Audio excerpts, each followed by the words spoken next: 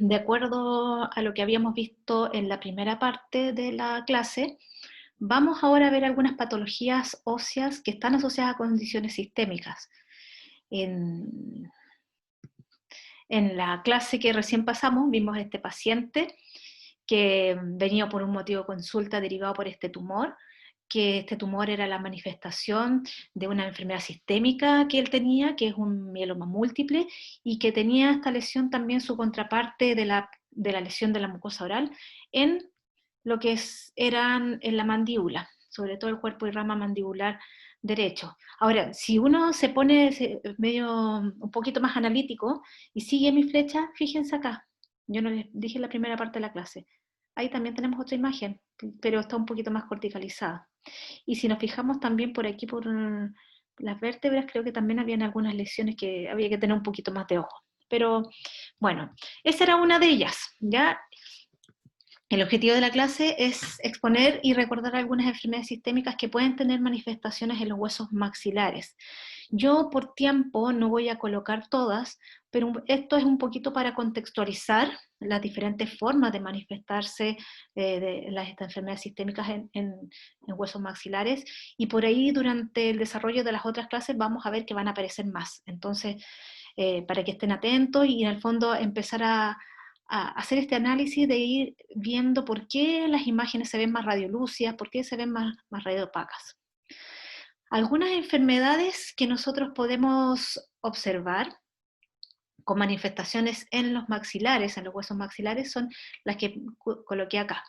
Vamos a hablar de algunas de ellas, no vamos a hablar de todas, pero son algunos ejemplos para que ustedes vayan ya interiorizándose en ver a este paciente, como les decía, como un todo. Y como un todo vamos a ir de a poco acercándonos desde el punto de vista quizás imagenológico, pero también quiero que vayan integrando que el paciente es una persona. Es una persona que siempre trae una historia detrás. Y esto quiero que nunca se les vaya a olvidar. Puede que sea un paciente que venga contento, otros van a venir asustados, otros van a venir ya resignados, otros que dicen yo me entrego a sus manos y en usted confío, y eso es, en realidad hay que tomarlo con precaución, porque el hecho de que nosotros seamos profesionales de la salud y que muchos se entreguen en nuestras manos, significa en el fondo que ellos están entregando toda su confianza, y nosotros tenemos que retribuírsela siendo los mejores profesionales, no solamente teniendo los conocimientos, sino que también teniendo la parte humana de la empatía con lo que ellos están sintiendo, las experiencias que han tenido, y que quizás estas cosas que traen su motivo de consulta son el resultado también de varias experiencias que han tenido previo a otras consultas odontológicas. Bueno, vamos a ir dando pincelazos de algunas cosas y que espero que después lo vayan recordando a medida que hablemos específicamente de distintas enfermedades. Una de ellas es la displasia fibrosa. La displasia fibrosa es una enfermedad genética que está producida por la alteración de un gen que les voy a colocar más adelante, ahí está escrito, PNAS, que es uno, que es el gen. Es esporádica, es decir, que no tiene un patrón de herencia que puede afectar a uno o múltiples huesos. Y si se fijan en la imagen que estamos viendo detrás, la flecha está indicando algo. Indica una zona, si se fijan acá, radiopaca. Comparen un lado con el otro. Pareciera que fuera como una imagen como fantasma. Pero esta es una de las imágenes más características de la displasia fibrosa, que está afectando en este caso solo a un hueso que sería el maxilar. ¿Ya? Es una imagen radiopaca, borde difuso, que hay que tener ojo para identificarla, pero no siempre se ve radiopaca, hay veces que puede ser radiolúcida. Entonces, es una condición de tipo tumoral del desarrollo, que algunos libros lo hablan, donde se reemplaza el tejido conjuntivo fibroso por mezclado con trabéculas óseas. Y hay un cambio de la actividad ósea, donde a lo mejor inicialmente se puede ver un hueso más radioopaco, perdón, más radiolúcido, pero después tiende a tender a mineralizarse y se ve más mucho más radiopaco. El gen es GNAS1, y la severidad va a depender de en qué momento se produce esta mutación poszigota.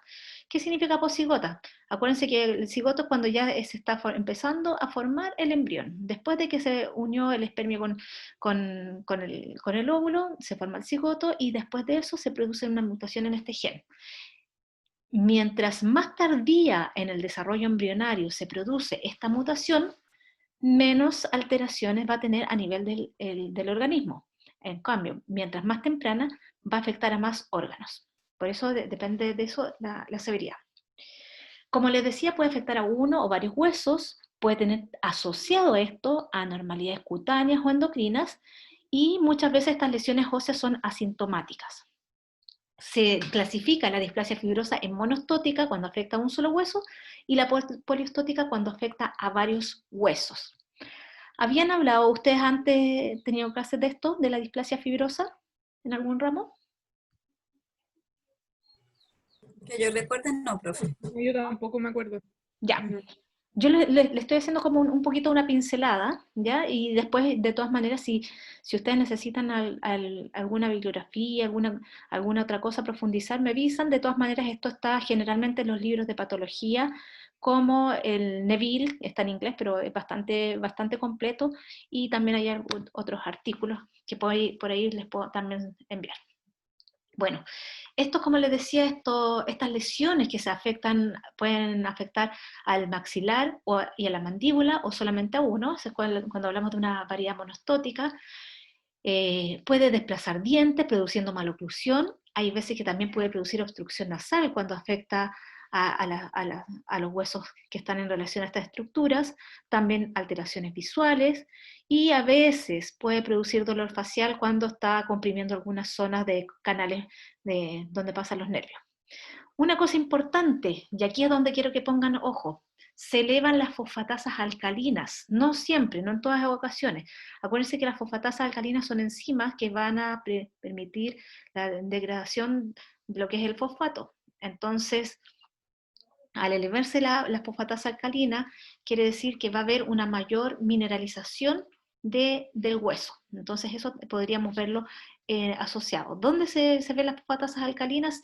Muchas veces la podemos ver en el perfil bioquímico, y también siempre que pidan las fosfatasas alcalinas, se tiene que ver con los niveles de calcio, con los niveles de lo que es la paratormona, que es la hormona que regula el funcionamiento del metabolismo del calcio y el fósforo. ¿Ya? Miren, acá tenemos un caso donde se ve una displasia fibrosa monostótica que está afectando principalmente al cráneo, pero la mayoría, el 80%, afecta a los maxilares. No hay predilección por sexo y se diagnostica generalmente en pacientes jóvenes, la segunda década, es decir, entre los 10 y los 20 años.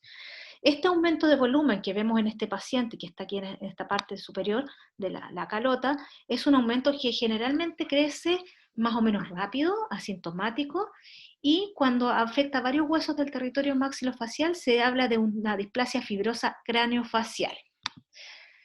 Ahora, imagenológicamente, la clásica imagen es la que yo les estoy mostrando acá, que es la que al inicio de clase les puse. Es una imagen de vidrio opacado o vidrio esmerilado, que es lo que vemos acá. Siempre comparen un lado con el otro, no es un defecto de la radiografía. Los márgenes son súper difíciles de identificar, dónde termina el hueso, dónde normal, dónde está el alterado.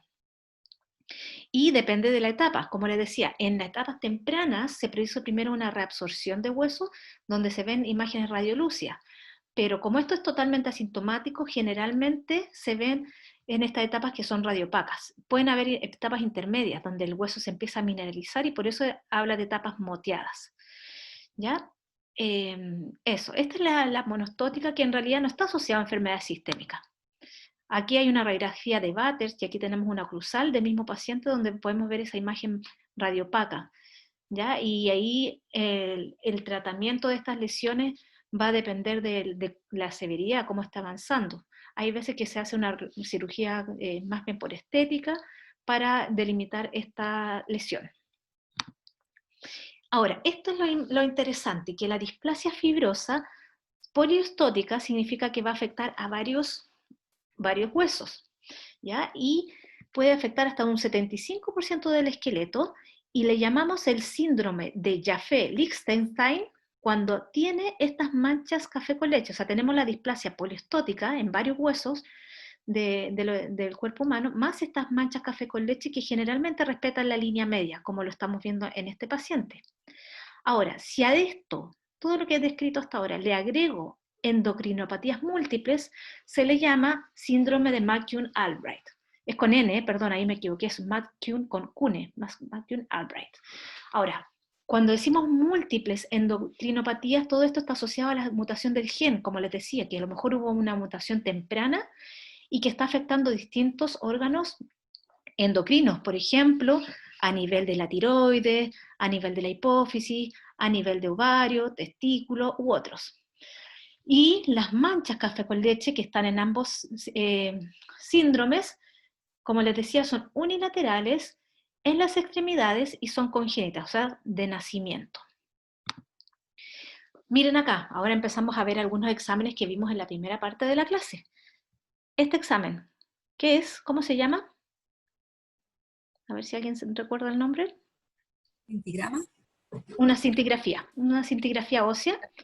Este es una paciente que tiene un síndrome de, creo que este es de McCune-Albright, donde vemos las zonas que están se llaman zonas calientes, las que se ven más oscuritas, donde hay mayor actividad de hueso, vemos las manchas café con leche, y vemos esta curvatura que se produce también en las piernas. Miren aquí esta otra manchita café con leche que estamos viendo en el dorso. Y en este caso, dice aquí, está tomada del mismo artículo científico, de un adulto con McCune-Albright y la displasia fibrosa craneofacial. Fíjense cómo en distintos exámenes complementarios nosotros podemos identificar las lesiones. Se fijan que yo les decía que primero, en primeras etapas se ve radiolúcido, expande corticales en este corte axial, vemos que expande la cortical vestibular principalmente, y eso nos da también la sensación de que es una lesión que es tumoral, pero no es tan agresiva como si expandiera ambas corticales. Vemos que acá se ven zonas donde hay mezcla de expansión con zonas que se reabsorbe hueso, es que es parte del proceso de esta enfermedad. Por eso les decía, se parte con actividades que se reabsorbe hueso, luego se empieza a posicionar y produce estas malformaciones. ¿Ya? Ahí tenemos un combin en 3D que nos sirve para el estudio.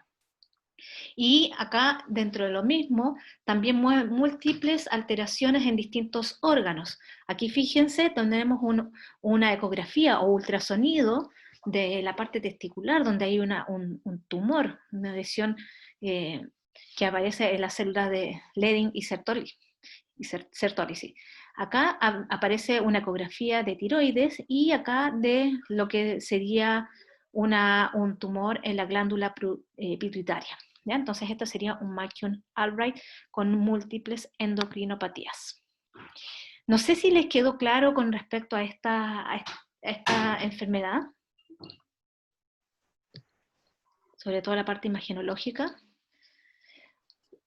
Yo quería rescatar también, recordarles que este síndrome, dentro de las alteraciones hormonales que podemos encontrar, podríamos ver también hipertiroidismo, donde se producen tumores en la glándula tiroides, y en eso vayan recordando un poco, porque a lo mejor lo podemos mencionar en las clases de alteraciones de glándulas endocrinas.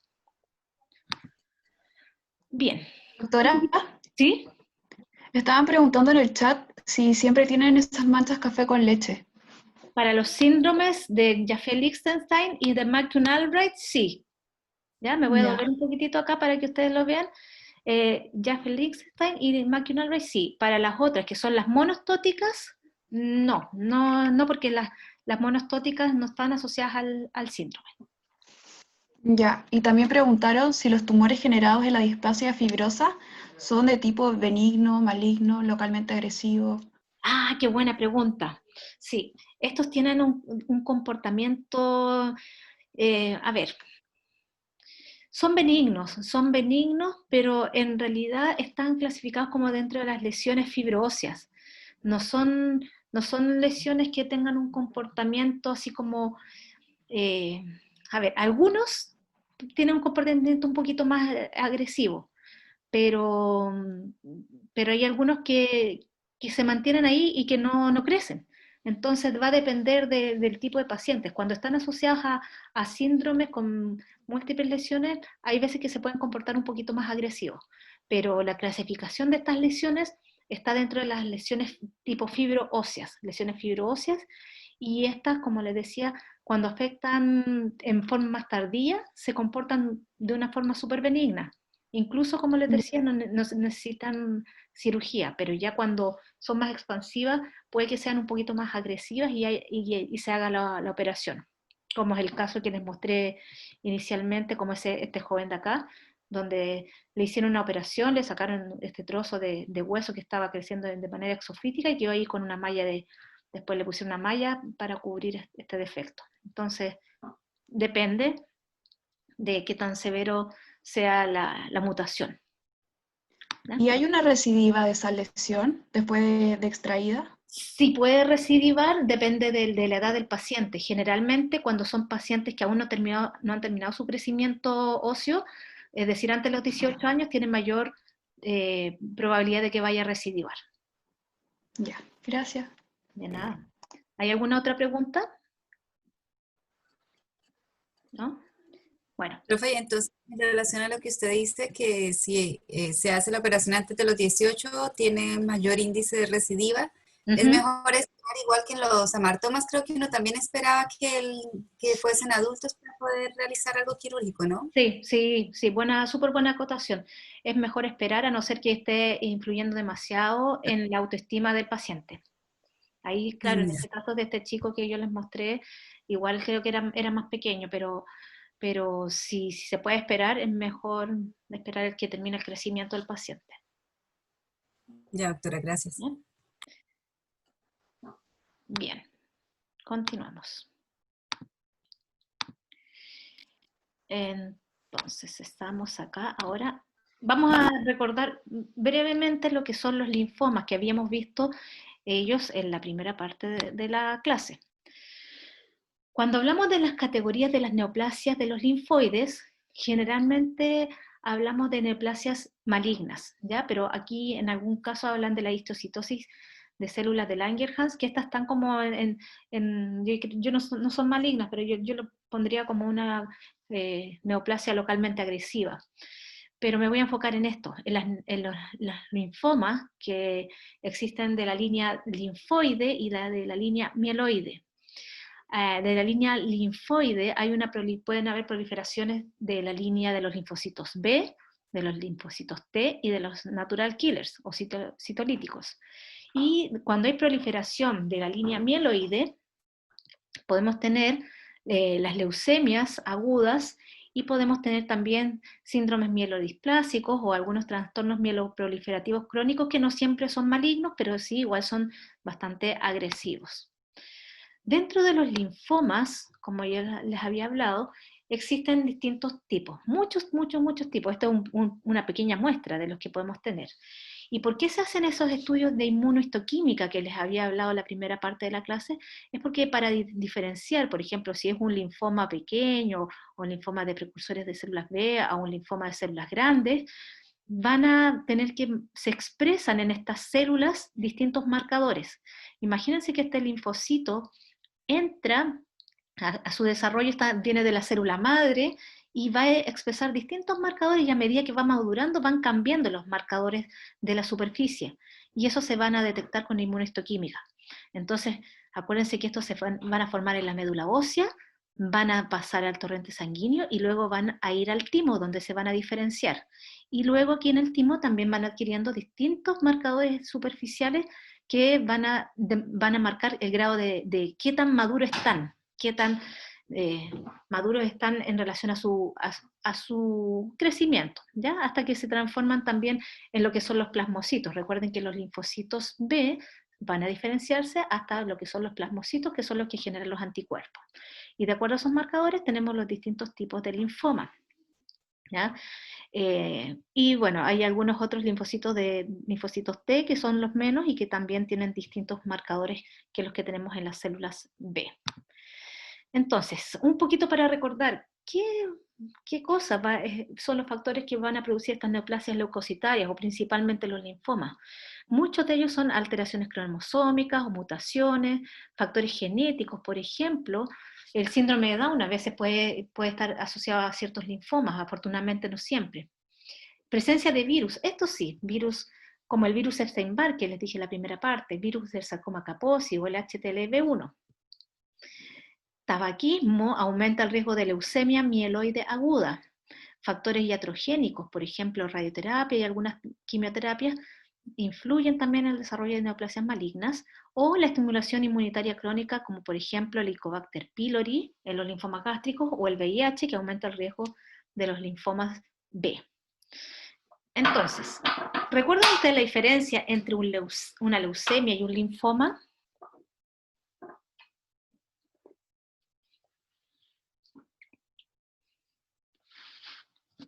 Si viene un paciente y les dice, yo tengo leucemia, ¿qué esperamos nosotros? ¿Qué tendríamos que saber de eso? ¿Esperaríamos ver un tumor en alguna parte? ¿Sí? ¿No? Constanza por ahí había activado un micrófono. No estoy segura, pero puede ser que tenga metástasis ya como en no en todas sus células, pero ya a nivel sistémico y no localizado. Por ahí va la cosa. Miren, les voy a explicar, porque esto es súper importante que lo tengan en claro. El linfoma, tenemos los linfomas no Hodgkin y los Hodgkin, ¿ya? Que es lo que había hablado recién. Los Hodgkin generalmente son los que se producen en los linfonódulos o ganglios, específicamente.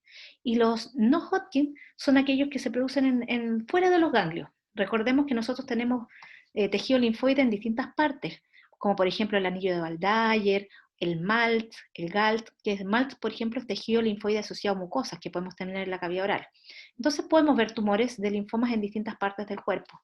Pero la leucemia es diferente porque es una neoplasia maligna de células que están proliferando en la médula ósea.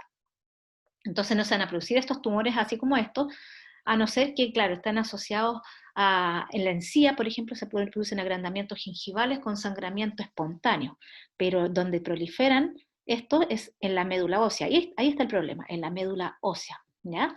Entonces es lo que la gente le dice, hoy tiene cáncer a la sangre, es eso, ¿ya? Como decía, es diseminado porque afecta a la médula, neoplasia maligna que puede estar afectando la médula ósea. Entonces, eso es muy importante que lo sepan diferenciar, sobre todo porque hay algunas leucemias que tienen buen pronóstico y otras que en realidad son más complicadas. Los linfomas también, va a depender del tipo de linfoma, hay algunos que tienen buen pronóstico y otros que tienen mal pronóstico. No todos son sinónimos de que se van a morir, ¿ya? Eso es súper importante. Dentro de los linfomas hay algunos, no todos, que tienen algunos síntomas característicos que son importantes, como por ejemplo lo que estamos viendo acá, linfonódulos aumentados, que es lo que vimos en las imágenes. Sangramiento nasal, cuando está asociado también, hay a veces algunos linfomas que tienen proliferación también en la médula ósea, o esto es por problemas de las plaquetas. Sudores nocturnos, esto es lo más importante en los linfomas, que muchas veces tienen sudoración nocturna, pérdida de peso, fatiga, pérdida del apetito, dolores óseos a veces, mayor susceptibilidad a infecciones. No todos están al mismo tiempo. Incluso hay algunos pacientes que han tenido linfoma y que no han tenido ninguno de los síntomas, pero frente a pacientes que tengan tumor en los linfonódulos, que tengan sudoraciones nocturnas, pérdida de peso y decaimiento, ojo que podríamos estar frente a un paciente con un linfoma. Entonces, el linfoma no Hodgkin es un trastorno linfoproliferativo, ¿ya? Neoplasia maligna. Hay un 20 o un 30% que son en zonas extranodales, o sea, fuera de los ganglios linfáticos o linfonódulos, específicamente en el tracto gastrointestinal, incluyendo la cavidad oral y la piel. Y también encontramos en los huesos, aunque es súper raro, menos del 5% de los extranodales. Podríamos encontrarlo en los huesos. Raro en la zona de cabeza y cuello, se puede ver en los senos paranasales, se ve más o menos igual entre hombres y mujeres, pero en realidad un poquito más frecuente en los hombres dependiendo del tipo de linfoma, y el promedio de edad entre 40 y 45 años es en general, pero hay algunos linfomas que se ven en adultos ya mayores. Hay un porcentaje que se ven en cavidad oral y pueden afectar a veces solamente tejido blando o a veces otros afectan a huesos y mandíbula. Y dentro de los signos que podrían estar presentes en bocas, la inflamación, movilidad dentaria, fracturas patológicas, neuropraxia, como seccionamiento de los nervios.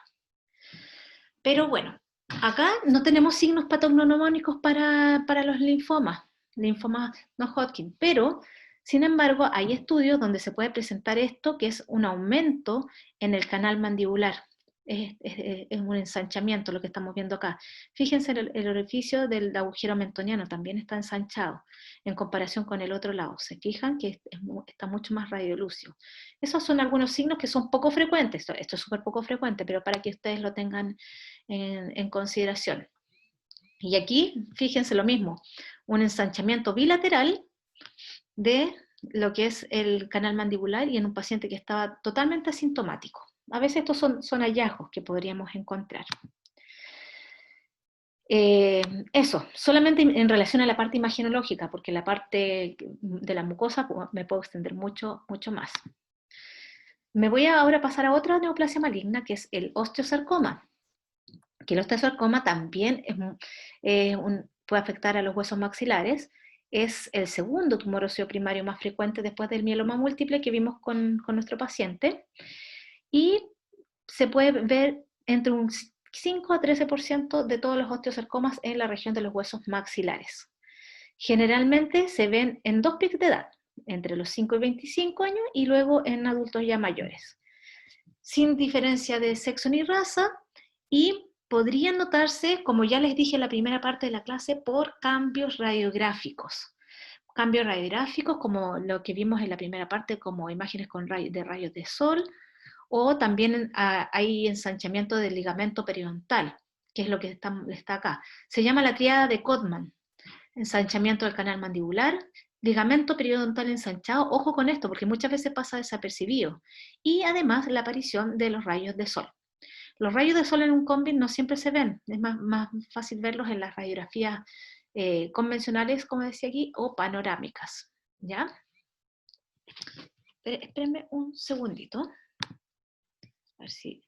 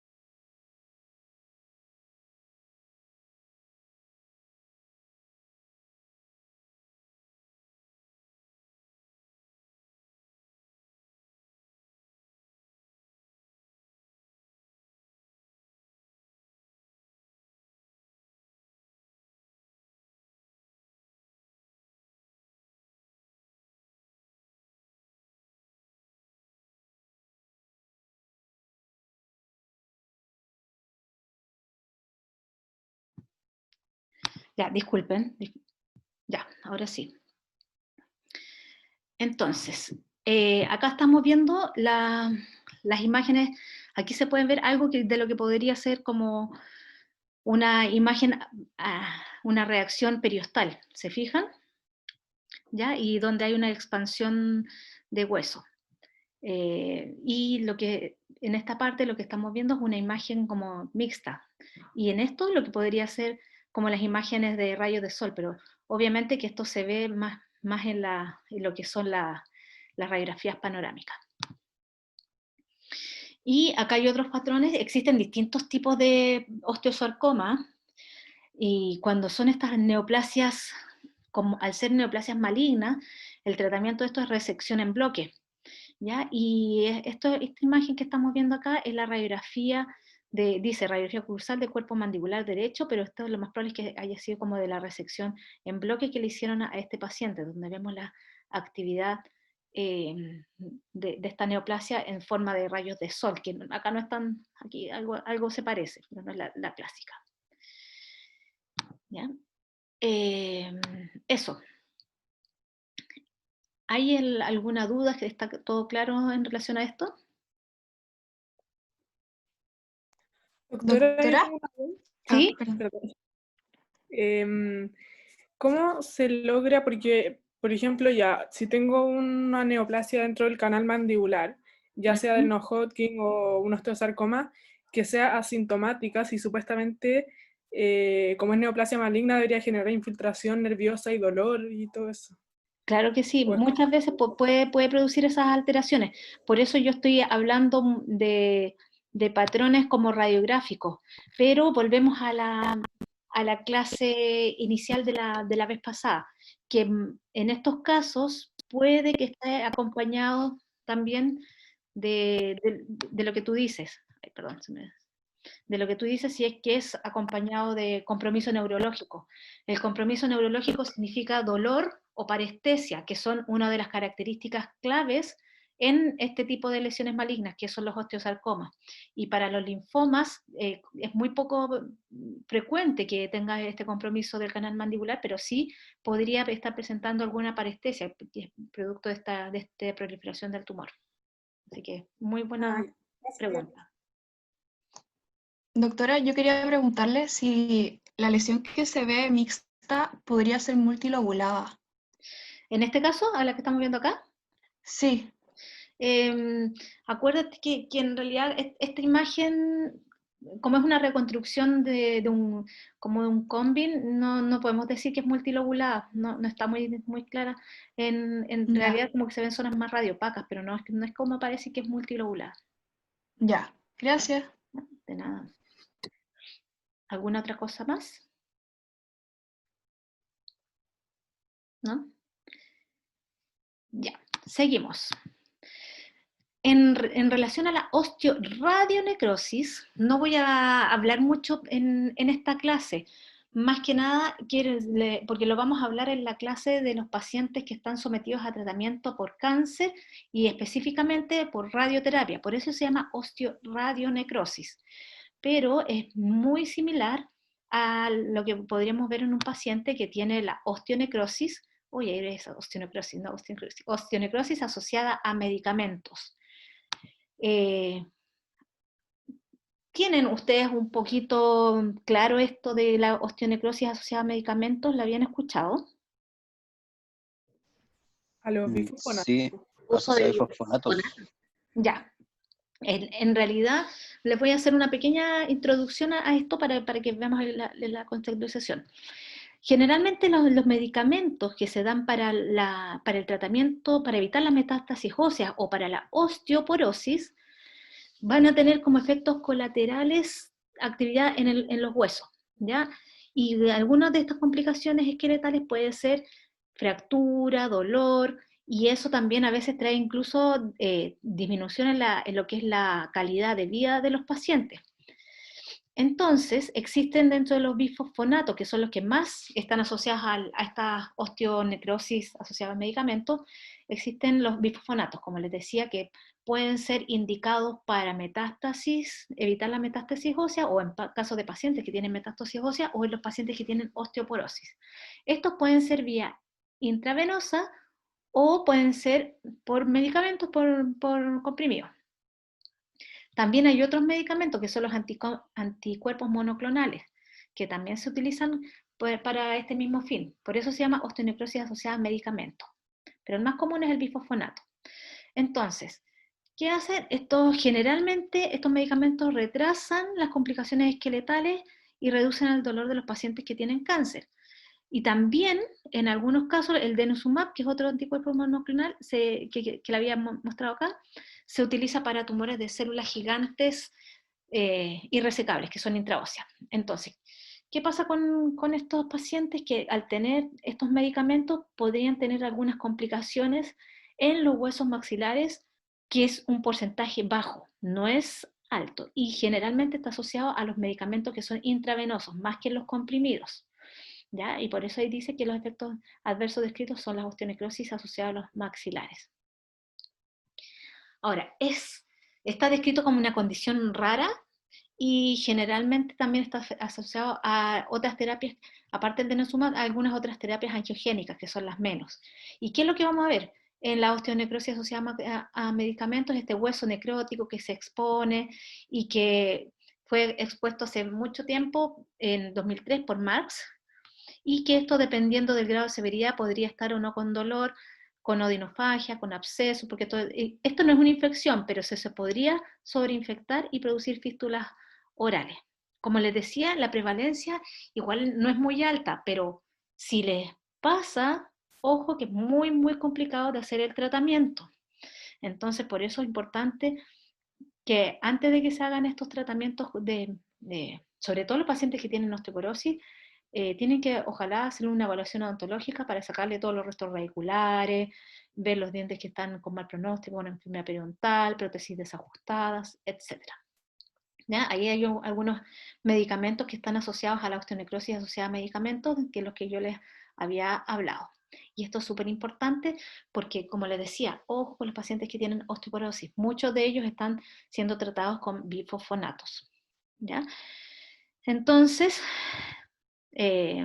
sobre todo las pacientes posmenopáusicas, los que han tenido cáncer de mama, próstata, pulmón y lesiones también por mieloma múltiple o enfermedad de Payet.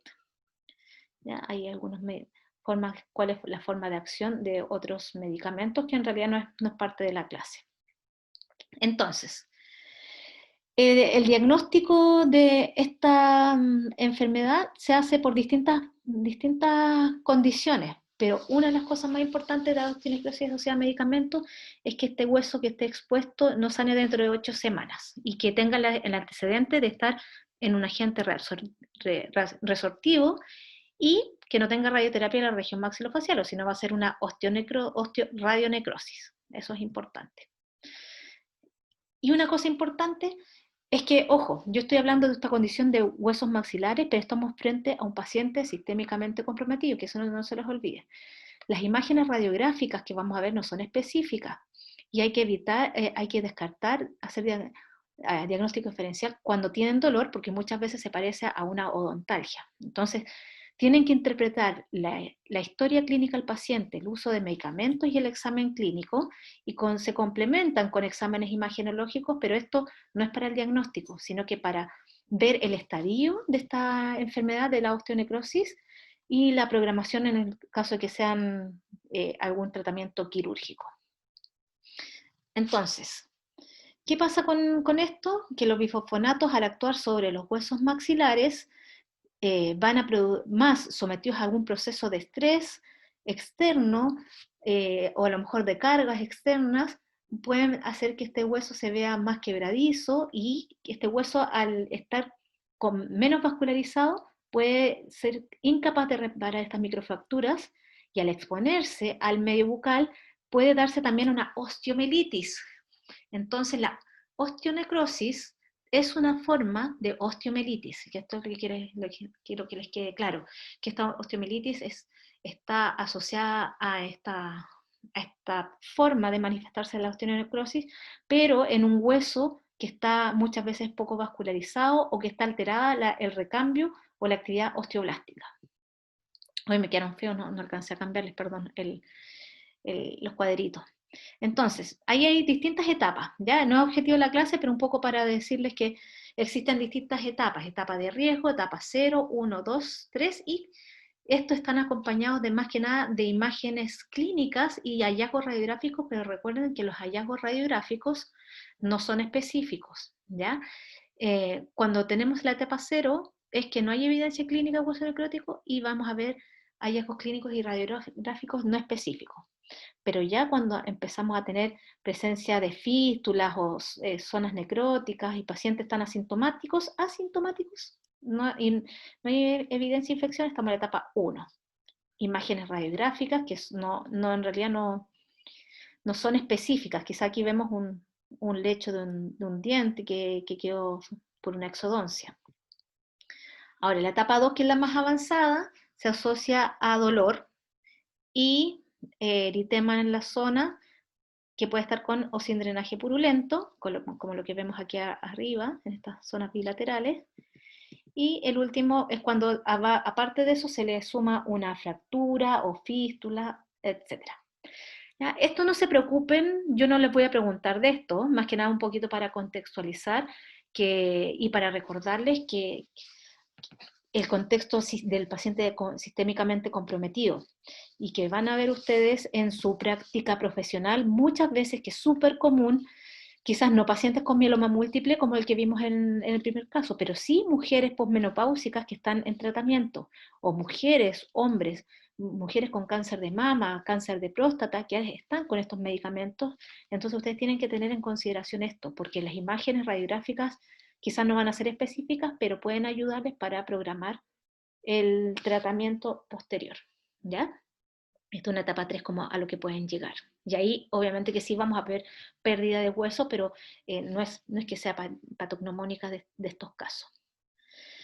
Miren, yo les voy a poner un caso de una paciente, este caso no es mío, como dice ahí, de la doctora Dania Alarcón, del Hospital San José, y es una mujer de 68 años que tiene cáncer de mama, con diabetes mellitus, hipertensa, o sea, súper sistémicamente comprometida, y que ingresó por un absceso periodontal en el diente 3-6.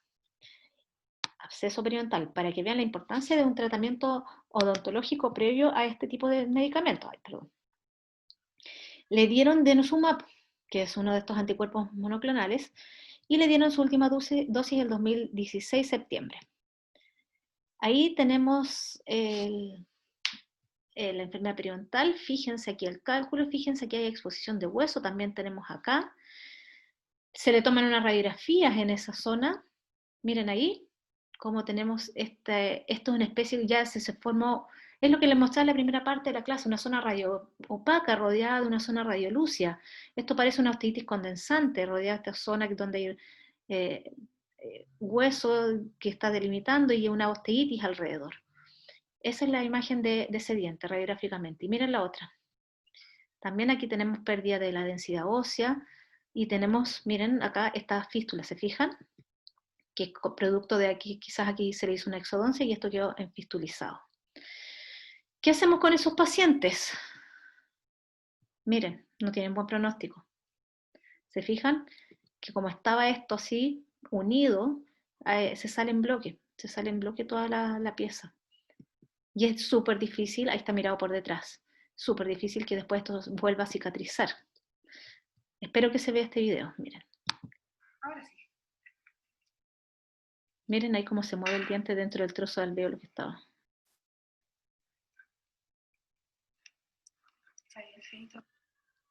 Entonces, ¿se fijan? Eso es difícil. No sé si les quedó claro en relación a lo que vimos de la osteonecrosis asociada a medicamentos. Yo tengo una duda. Sí. ¿Qué es lo que tiene el bifosfonato que provoca esto? ¿Un componente especial? Sí, lo que pasa es que hay toda una explicación que es un poquito larga para la clase, no quise alargarme mucho, pero en el fondo estos medicamentos actúan de dos maneras. Una de ellas es disminuyendo lo que es la producción de la renovación de hueso. O sea, por una parte inhiben lo que es la irrigación, por eso son principalmente algunos antiangiogénicos. Y hay otros que inhiben la actividad osteoclástica, son las dos. ¿Ya? Entonces, después igual les puedo hacer como con algunas diapositivas explicarlo un poquitito más, pero ese es el mecanismo que actúa a distintos niveles estos medicamentos. Entonces, principalmente se unen algunos factores, sobre todo en algunas partes de la zona de rank y rank ligando, y todo eso es lo que pueden afectar, por una parte. ¿Ya? Entonces, es la actividad osteoblástica y osteoclástica que están regulando. Ya, gracias. De nada. Ya. Sigamos. La osteoporosis. La osteoporosis, como ya les había mencionado, generalmente se ven en mujeres posmenopáusicas, y acá les pongo estas imágenes como para comparar un hueso normal con un trabeculado que, si se fijan, no es muy tan poroso como el hueso con osteoporosis, donde existe menor cantidad de hueso, por lo tanto tener este hueso más poroso, producto de la menor acción de las hormonas y quizás también menor actividad de movimiento. El hecho de moverse, de hacer ejercicio, estimula la formación de hueso, y entonces se juntan varios factores y hace que el hueso se coloque más poroso y con mayor tendencia a fractura. Aquí tenemos otra fotografía, microfotografía o de microscopio electrónico, donde podemos ver la densidad de hueso normal y un hueso con osteoporosis. Y acá también, en otras partes del cuerpo, como vemos la densidad en huesos sanos, ¿se fijan? Y acá donde se empieza a ver el hueso más radiolúcido. No se ve una radiolucidez como que fuera una patología, sino que es zonas que se ven menos densas por este menor trabeculado y que se manifiesta también dentro de lo que son las radiografías convencionales. Acá tenemos distintas formas de lo que pueden pasarle a nuestros pacientes. Una vértebra normal, una vértebra osteoporótica, donde vemos mayor trabeculado, y esto, producto de, sobre todo los pacientes a lo mejor que tienen sobrepeso, pero como están más porosos, se pueden fracturar las trabéculas y disminuir este tamaño, producto de estas fracturas de las trabéculas en los huesos, y por eso también los pacientes a veces tienen dolores lumbares o tienden a como encorvarse un poquitito porque se empiezan a aplastar las vértebras. Algunas imágenes de lo que podríamos ver en radiografías de columna vertebral. Y existen distintos tipos de osteoporosis, como lo que ven acá. La que más nosotros hablamos, no me voy a detener en identificar cada una de ellas, pero hay algunas que son las que más hemos visto nosotros, nuestros pacientes, en la consulta odontológica, en mujeres que son premenopáusicas o a veces también en hombres jóvenes, pero en realidad las mujeres que son, no premenopáusicas, posmenopáusicas podríamos verlas. Hay algunas localizadas por desuso, por movilidad, inmovilización prolongada, o asociadas a envejecimiento, como les decía anteriormente. ¿Qué me interesa? Independiente del tipo de osteoporosis, la causa, se mide la densidad de la mineral óseo, o sea, la densidad de hueso.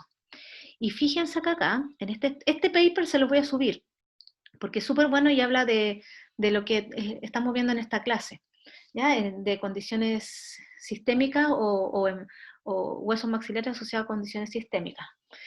Y aquí aparece, fíjense cómo aparece la densidad, cambia la densidad producto de esta reabsorción ósea. Se ve un hueso menos denso, y en estos casos es súper importante tener este antecedente, sobre todo si se quieren hacer implantes.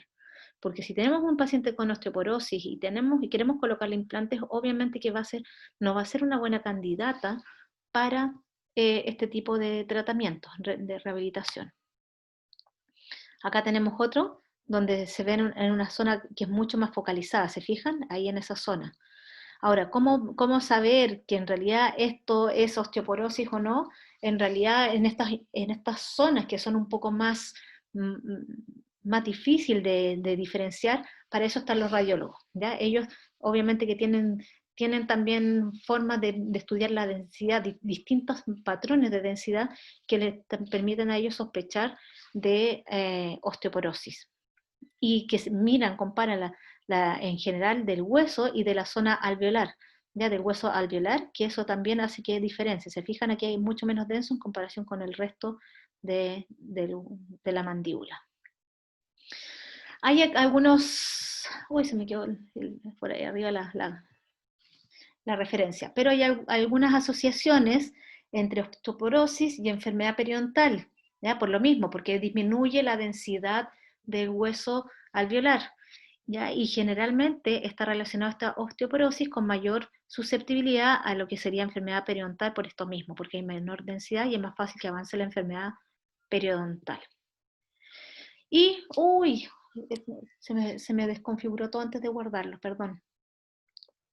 Y otra, en relación a esto, porque aquí terminamos con osteoporosis. No sé si les quedó claro. En resumen, para lo que es osteoporosis, en realidad lo importante es que van a tener menor densidad en la parte de huesos, la mineralización ósea, que pueden ser en algunas partes, generalmente afecta más a mandíbula y a veces puede afectar más a hueso alveolar, ¿ya? Y eso hace más susceptible a la enfermedad periodontal, y en el caso de que sean pacientes de dentado, no son buenos candidatos para implante. En relación a ese resumen, ¿hay alguna consulta? ¿No?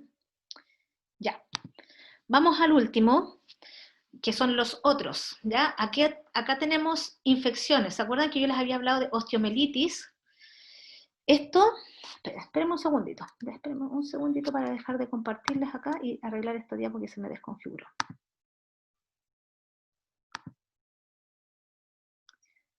Va.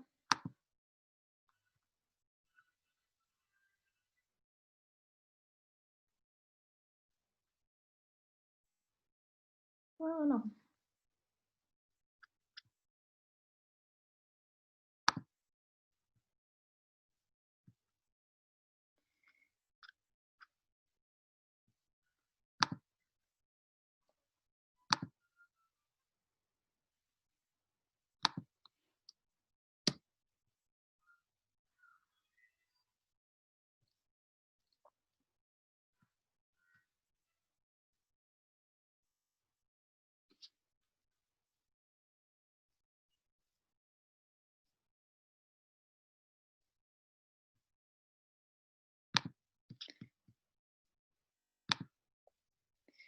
Ya, ahora sí.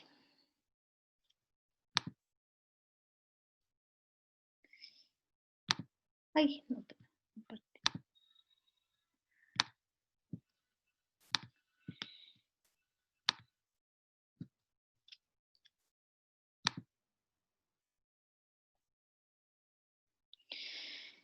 Ya, ahí está. Las dos últimas, que son los otros, van a ser la osteomielitis y el hiperparatiroidismo.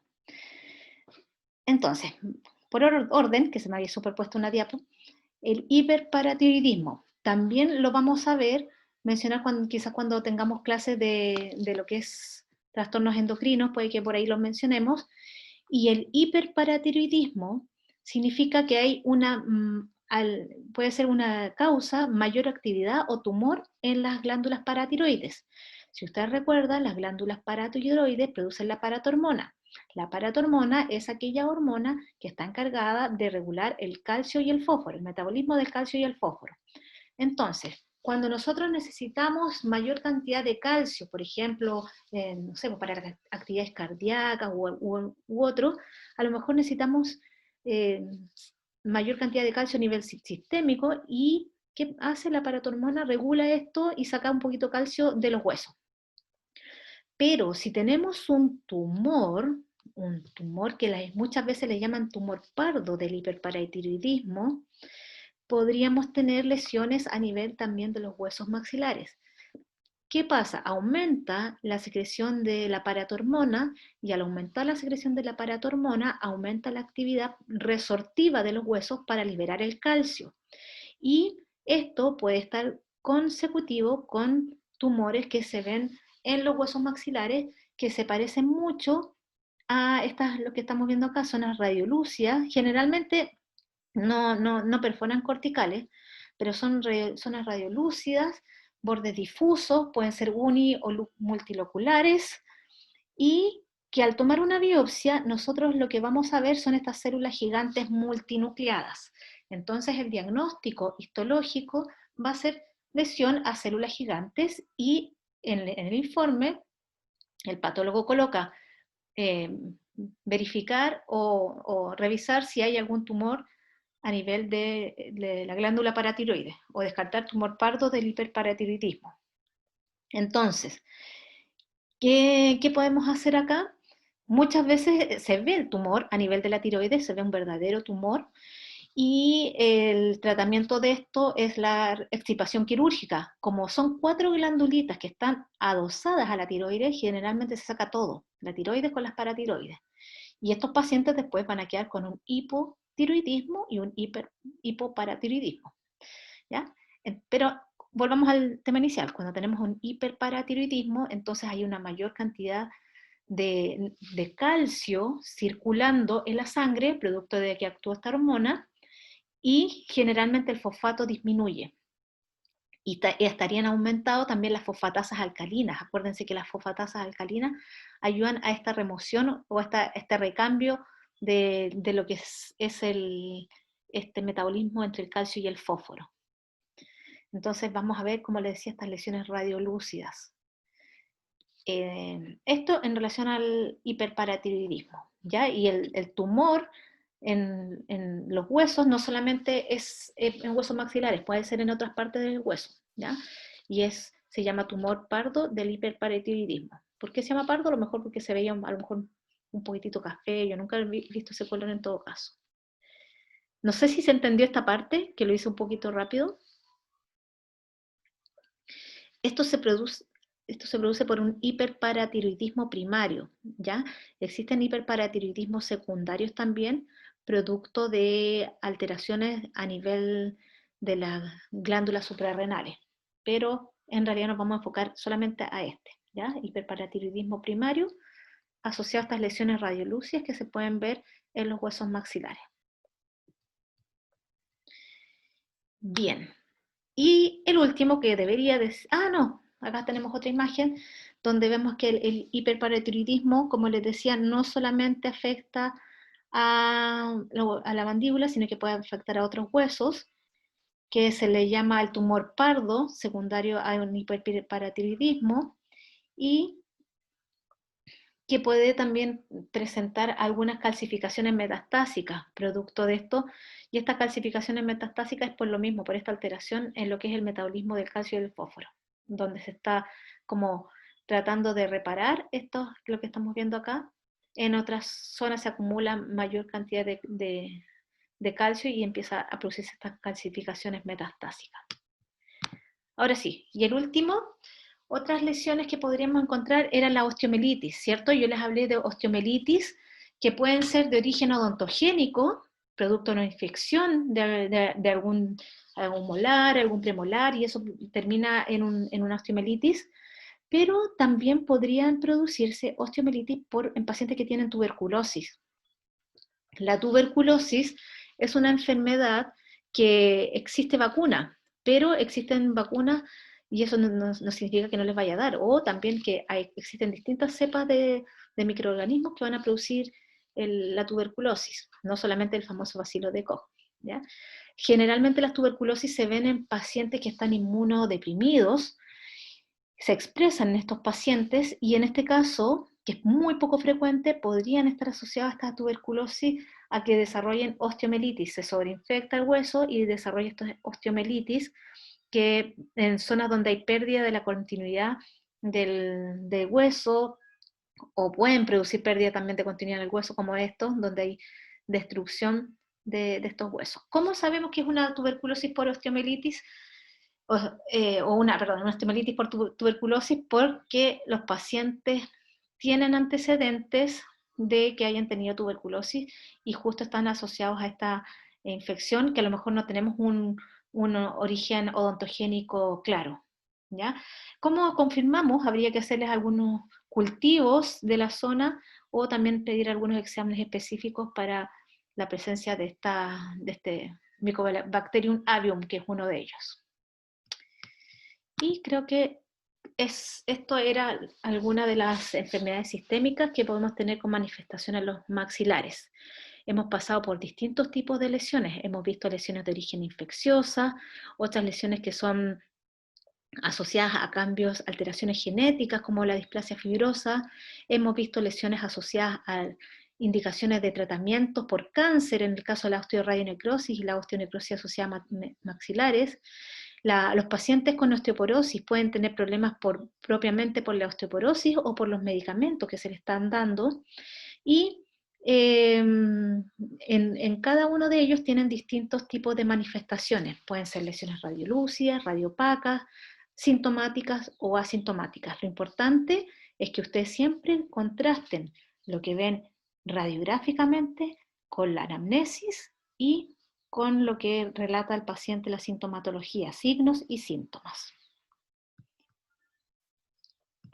Creo que esta es la última.